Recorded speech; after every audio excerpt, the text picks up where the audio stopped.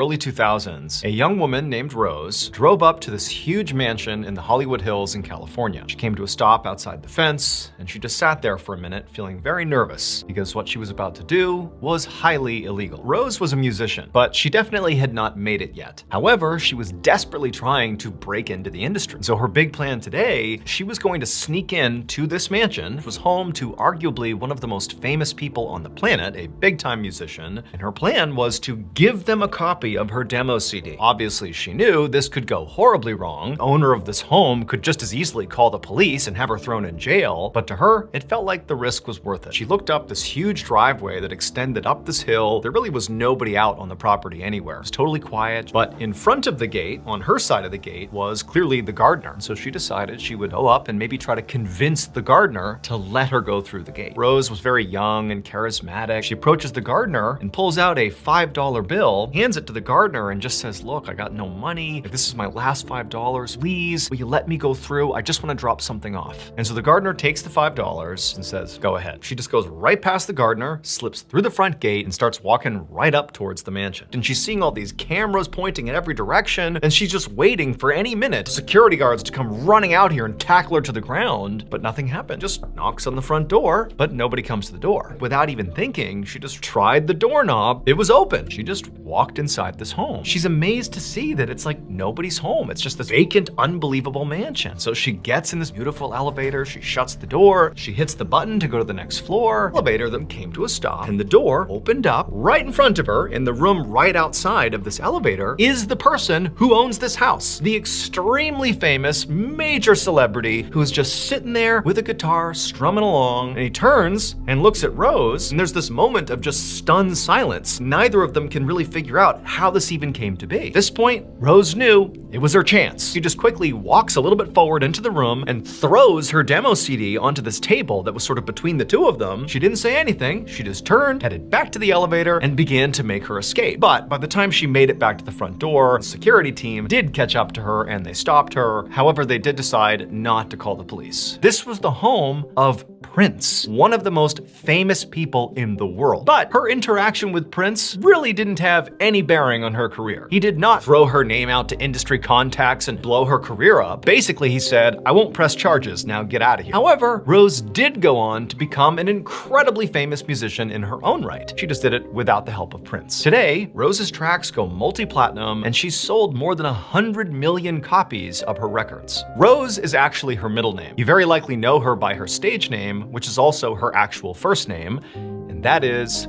Kesha.